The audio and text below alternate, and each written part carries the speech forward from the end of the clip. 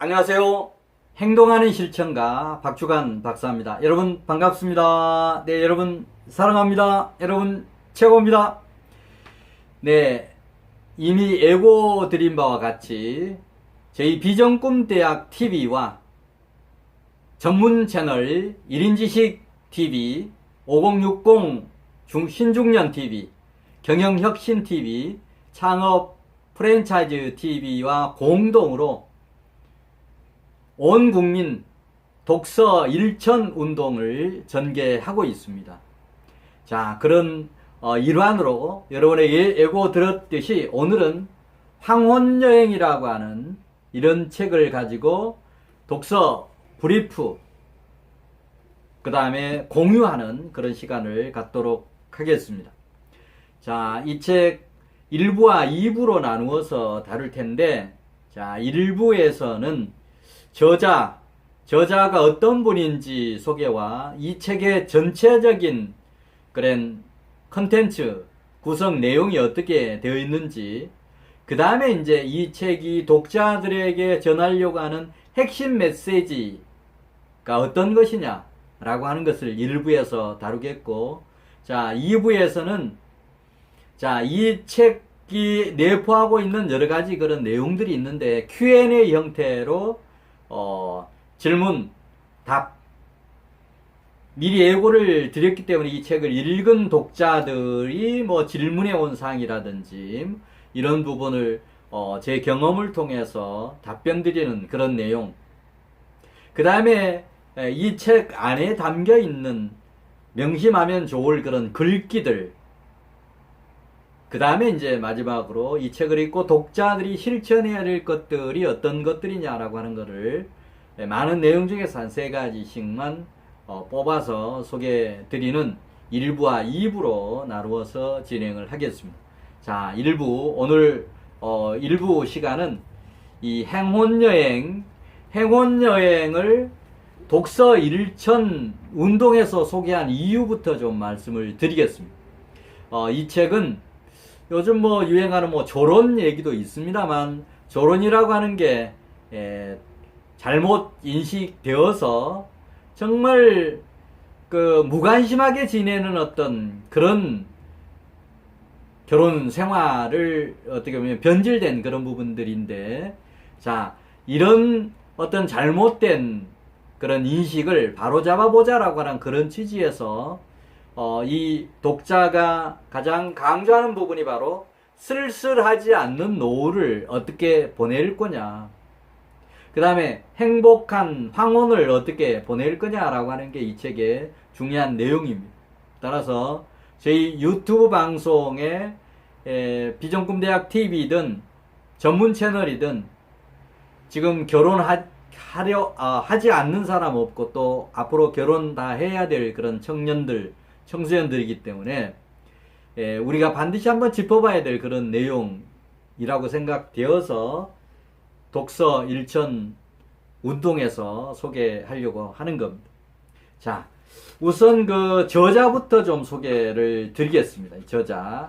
저자는 우리 김용범 선생님이신데, 표지에 나와 있는 이 저자를 소개해 드리는 것보다는 서문에 나와 있는 저자를 오히려 소개해 드리는 게 좋을 것 같습니다. 자, 여기에 나와 있는 부분 보면 크고 작은 실패를 한 30년 사이에 몇 차례를 겪었던 그런 장본인이기도 합니다. 운영하던 학원을 폐업했고, 또 복사집, 그 다음에 네트워크 마케팅, 그 다음에 두피 관련 프랜차이즈 영업에 대한 어떤 실패 경험도 있습니다. 그래서 집에 우리가 흔히 빨간 딱지라고 하는 압류도 당해본 그런 경험이 있습니다. 자, 이런 30년 동안에 많은 이런 어려움을 겪고 최근 한 4, 5년 전부터 이제 건강교육 강사로 나서고 있습니다. 자, 이런 의사나 이런 의학계에 계신 분들의 강의를 들으면서, 저분들보다는 내가 건강에 대해서 재밌게 강의할 수 있겠구나 라고 하는 데서부터 출발을 한 그런 건강교육 강사입니다. 자, 그래서 어느 정도 지금 자리를 잡아가는 그런 저자라고 보시면 좋습니다. 자, 그리고 이 저자가 정말 저는 이 책을 쓸 자격이 있느냐, 자격을 운운하는 건 그렇습니다만, 이런 어려움에도 불구하고 가정을 파탄으로 이끌지 않고 원만하게 끌어가는 나름대로의 어떤 부부의 노력이 담겨 있다라고 생각을 합니다. 나중에도 소개를 좀 드리겠습니다만, 이 남편에게 이런 힘을 실어준 것은 바로 아내였습니다. 아내가 남편 어려움 겪고 있을 때 뭔가 이런 어떤 격려, 응원하는 이런 부분이 있습니다. 오늘의 이런 저자로서 이런 책도 쓰게 한 또 건강 강의를 이렇게 하게 한 그런 근본 힘은 아내로부터 나왔다. 그 아내가 또 가정을 이 행운 여행이라고 하는 책을 쓸 수 있는, 우리 가정이 엉망인데 이런 책을 쓰면 안 되지 않습니까? 나름대로 가정도 원만하게, 또 자녀들도 우리 딸 아들이 있는데 지금 이렇게 잘 아버지를 존경하면서 이런 행복한 가정을 꾸리고 있는 것 같습니다. 그런 바탕에서 쓰여진 책이 바로 이 행운 여행이다라고 하는 그런 얘기입니다. 저자 소개를 이 정도 드리겠습니다. 자, 그 다음에 이제 두 번째 질문. 이 책 어떤 내용들로 꾸며져 있습니까? 구성 내용은 어떻습니까? 라고 하는 그런 질문에 목차를 중심으로 해서 제가 좀 소개를 드리도록 이렇게 하겠습니다. 자, 이 책의 목차는 크게 5장으로 소개가 되어 있습니다. 1장은 조론이 유행하는 시대라고 하는 그런 내용으로 다루어지고 있습니다. 조론이 유행하는 시대. 그 다음에 두 번째, 2장은 부부의 의미를 새롭게 좀 조명하는 이런 내용들로 구성이 되어 있습니다. 그 다음에 이제 세 번째 부분은 노후를 위하여 부부가 어떻게 힘을 합해서 정말 외롭지 않는 노후를 어떻게 만들어 갈 거냐라고 하는 그런 내용으로 3장은 구성되어 있습니다. 그 다음에 4장은 부부의 도리와 책임, 그 다음에 배려, 이런 부분을 어떻게 할 거냐라고 하는 이런 내용으로 구성되어 있습니다. 그 다음에 이제 5장 외롭지 않는 삶이 곧 행복이다. 행복을 정의하는 사람들 많습니다. 어떤 사람은 돈이 많아야 행복이다라고 하는 그런 부분도 있고, 뭔가 성공해야, 성취해야 이게 행복이다라고 하는 그런 얘기를 하기도 합니다. 자, 그런데 이 저자는 외롭지 않는 삶이 곧 행복이다. 외롭지 않게 사는 거 행복이다라고 하는 얘기죠. 흔히 성공이다라고 하면 돈을 많이 번 것이라고 얘기하는 사람들이 많은데, 예를 들면 역설적인 질문 하나 하겠습니다. 돈은 많이 벌어서 정말 부자인데 정말 부부가 이혼했다든지, 뭔가 부부가 화합하지 못하고 매일 싸운다든지 이러면 정말 성공했다고 볼 수 없는 거 아니겠습니까? 돈만 많이 벌면 뭐 하겠습니까? 불행한데. 자, 그래서 이 저자는 외롭지 않는 삶이 곧 행복이다라고 정의를 하면서 본인도 이 책을 통해서 외롭지 않는 삶을 살아가기 위한 그런 나름대로 메시지도 전하지만 본인도 그렇게 살기 위해서 노력하고 있는 그런 모습을 읽을 수가 있었습니다. 자, 이 책이 포함하고 있는 이런 중요한 그런 내용들 소개를 드렸습니다. 자, 그 다음에 이제 세 번째 질문. 자, 이 책 행운여행을 통해서 저자가 전하려고 하는 핵심 메시지는 뭐냐? 그리고 우리에게 주는 교훈이 뭐냐? 세 가지, 많이 있습니다만 세 가지만 오늘 일부에서 소개해 드리려고 합니다. 자, 첫 번째 전달하고자 하는 핵심 메시지, 교훈 첫 번째는 뭐냐면 가정에는 아내의 역할이 더 중요하고 크다라고 하는 이런 메시지를 먼저 전하려고 하는 겁니다. 이 내용은 우리 책 96페이지에 자세히 소개가 되어 있습니다. 자, 그러면서 이제 한 서너 군데 이런 표현이 나옵니다. 이 저자가 전하는 아내 작전 명령 1호라고 하는 그런 내용인데, 배우자를 애인으로 대우하자. 배우자를 애인으로 불러라라고 하는 그런 얘기인데, 자, 이 책 96페이지에 보면 본인은 자신의 핸드폰에 아내의 이름 대신에 애인 해피메이커라고 저장해 두고 있다는 겁니다. 그러니까 우리가 스마트폰을 매일 들고 다니는 건데, 내가 어떤 필수품의 아내의 어떤 이름을 애인 해피메이커라고 저장해 두고 있다는 거예요. 실은 저는 이 책을 읽기 전부터 저도 그렇게 하고 있습니다.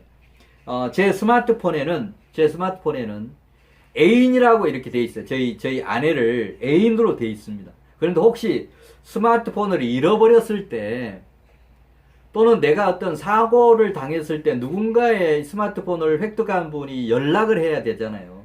그러면 우리 흔히 얘기하는 불륜관계의 애인이다라고 하면 연락처가 없잖아요. 그래서 이제 아내 가로 열고 그분들을 위해서 애인이라고 해놓고 가로 아내라고 이렇게 표시를 해놓고 저는 있습니다. 그리고 제 집사람 부를 때도 아내라고 부르는 것보다는 저희들은 호칭을 마마라고 이렇게 부르고 있습니다. 마마는 그야말로 우리가 이제 사극들 하게 되면 절대 권력을 가진 왕비를 중전, 우리가 어떻게 보면 이제 일종의 마마죠. 그런 의미에서 이제 저도 아내에게 마마라고 부르지만 아내도 저에게 마마라고 하는 것을 결혼 초기부터 저희들은 지금까지 쭉 호칭을 마마라고 부르고 있습니다. 자, 그런 존중하는 그런 관계로서 아내와 남편 이렇게 관계를 설정도 그렇게 하지만, 우리가 애인이라고 하는 그런 설정을 이렇게 해 두고 있습니다. 자, 여기 보면 이제 애인이라고 이렇게 우리가 생각을 했을 때 좋은 점들을 이 책에서 쭉 소개해 놓고 있어요. 우리가 애인이라고 하면 연애 시절을 이렇게 생각하는 거 아닙니까? 그때 가장 상대방을 많이 생각하는 때고, 또 가장 상대방을 배려하는 때가 바로 애인 시절.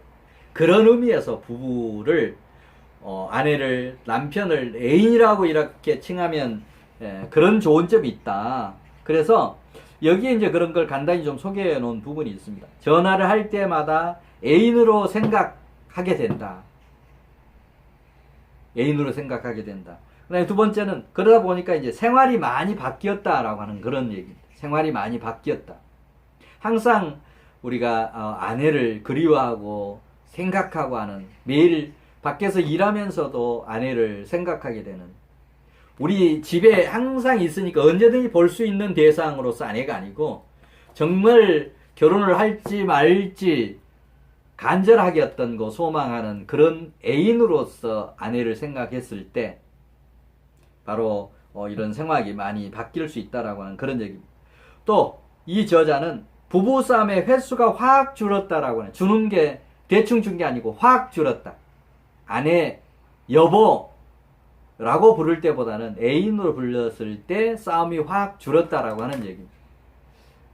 배우자로 생각하는 것보다는 애인으로 생각할 때 훨씬 더 사랑하는 마음도 더 많이 생기고, 그러다 보니까 자연적으로 부부싸움도 줄었다라고 하는 그런 얘기입니다. 또 부부싸움을 하더라도 화해가 빨라지더라라고 하는 그런 얘기입니다. 화해가 빨라지더라.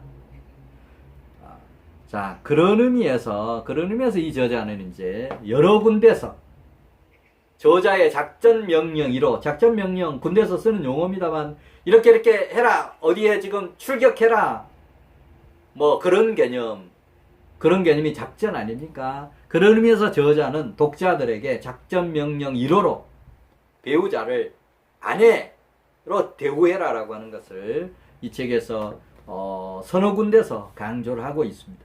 따라서 행원여행, 이 행원여행에서 저자가 전달하려고 하는 핵심 메시지, 교훈 첫 번째는 바로 아내를, 배우자를, 남편을 애인으로 대우를 해라라고 하는 게 첫 번째 핵심 메시지입니다.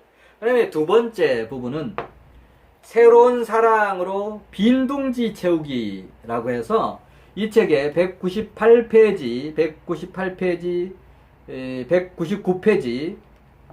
198페이지와 9페이지에 있습니다. 자, 새로운 사랑으로 빈둥지 채우기. 우리가 이제 나이가 들어가다 보면 부부 간에도 이 무관심해질 수 있지 않습니까? 무관심하다라고 하는 게 바로 조론. 원래 의미는 아닌데 무관심하게 되는 그런 관계. 우리가 조론을 흔히 이제 닭 쫓는 개 뭐 이런 표현도 합니다만, 한 집안에 내 살지만 정말 서로 간섭하지 말고 살자라고 하는 쪽으로 변질이 된 겁니다. 자, 그런 의미에서 이 저자가 전달하려고 하는 핵심 메시지, 교훈 중에 두 번째는 새로운 사랑으로 빈둥지 채우자라고 해서 여기에 부부가 함께 이런 빈둥지를 채워보자라고 하는 이런 제안 내용이 있습니다. 자, 어떤 것으로 채울 거냐? 그 다음 배우자에 따라서 또는 부부에 따라 다릅니다만, 이 저자는 어떤 걸 얘기했느냐면, 공부, 함께 하는 공부, 그 다음에 등산, 운동, 동아리 활동, 요리 배우기, 뜨개질, 화촉 끼우기, 애완동물 기르기, 종교생활, 봉사활동 등 무엇이든지 좋다. 함께 뭔가 인생을 채워가 보자. 빈둥지를 채워가 보자. 그래야 노후에 무관심에서 관심으로 바뀌고 정말 동반자 관계가 제대로 만들어질 수 있다라고 하는 이런 여러 가지 이 방법론을 제시했는데, 이 중에서 정말 제일 좋은 것으로 부부가 함께 선택하면 좋겠다. 근데 이제 이 저자는 공부를 선택했어요. 이 저자 소개 중에 여러 가지 나옵니다만, 정말 늦은 나이에 50대가 되어서 대학교에 입학을 하고, 원래는 이제 상고를 졸업해서 부기 선생님으로 학원에서 이제 학생들을 가르치다가, 그 다음 이제 그걸 발전시켜서 건강 강의를 이렇게 하고 계신 분인데, 자, 늦게 그래서 이제 공부를 한 겁니다. 대학교에 가서 공부를 이렇게 했는데, 그런 공부를 하는 그런 과정에서 공부를 하러 대학교에 갔더니 거기에 부부가 함께 온 학생이 두 짝꿍이 있었다라고 하는 얘기. 그래서 자기도 이제 언젠가는 부부하고 같이 이런 공부를 했으면 좋겠다라고 하는 이런 소개를 하고 있습니다. 자, 이렇게 새로운 사랑으로 빈둥지를 함께 채우는 그런 부분들, 왜 이런 제안을 하느냐면 외롭지 않는 노후를 보내기 위해서, 그 다음에 조론이 뭔지를 모르는 황혼을 위해서, 그리고 행복한 황혼을 위해서, 그리고 아내가 남편을 애인으로 이렇게 만들어서 외롭지 않는 노후를 보내기 위해서, 바로 나이가 들었지만 또는 사랑이 좀 젊어서보다는 식었지만 관심이 덜하게 되었지만 지금이라도 이런 새로운 사랑으로 이런 빈둥지를 채워가는 그 노력을 좀 했을 때 행복한 노후, 행복한 황혼을 이렇게 맞을 수 있다라고 하는 이런 부분이 저자가 우리 독자들에게 전달하는 핵심 메시지면서 우리에게 주는 교훈이기도 합니다. 자, 그 다음 이제 세 번째, 저자가 독자들에게 전하려고 하는 핵심 메시지, 교훈 세 번째는 뭐냐면, 이 책에도 나옵니다. 단물 빠지고 잘해야 진짜 부부다 라고 하는 그런 얘기입니다. 단물 빠지고 잘해야 진짜 노후다. 자, 그래서 자, 이 책에 그런 내용이 나와 있는 그런 부분이 나옵니다. 메시지 세 번째, 제가 읽고 여러분에게 좀 전달하기 위해서 실제 이렇게 붙여놓은 저자의 세 번째 메시지 교훈 부분인데, 자, 이 부분은 이 책 260페이지에 나와 있는 부분입니다.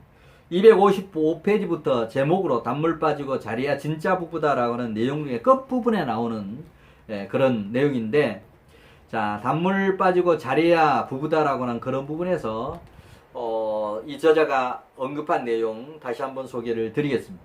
새롭게 인간애가 생긴다고, 앞페이지부터 다시 한번 볼까요? 앞페이지.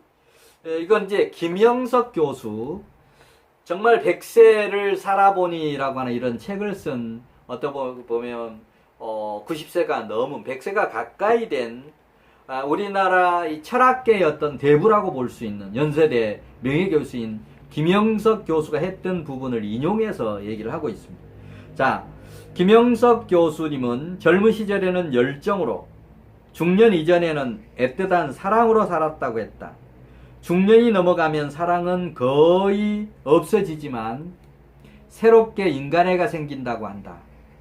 그래서 이 인간애를 바탕으로 해서 단물은 빠졌지만 오래 씹을수록 잘 불리는 풍선처럼 찰싹부터 떨어지지 않는 껌딱지처럼 살면 노년이 외롭지 않을 것 같다라고 이런 얘기를 하면서 독자들에게 이런 메시지를 전달하는 겁니다. 단물 빠지고 잘해야 부부다라고 하는 그런 측면에서 정말 찰싹 붙어서 떨어지지 않는 껌처럼 사는 노후, 행운 여행이 되었으면 좋겠다라고 하는 제안을 독자들에게 하고 있습니다. 그게 이제 저자가 독자들에게 전하려고 하면 세 번째 메시지면서 교훈이라고 생각을 합니다. 자, 오늘 행운여행 독서 일천운동의 일환으로 전개하고 있는 독서 일천클럽, 평생 1000권, 최소한 1000권의 책은 읽자라고 하는 그런 운동의 일환으로 펼치고 있는 독서 일천운동에서 소개하는 행운여행 일부, 오늘 소개를 마쳤습니다. 네, 2부에서 다시 행운여행을 가지고 2부에서 다시 뵙도록 하겠습니다. 네, 다음 시간에 뵙겠습니다.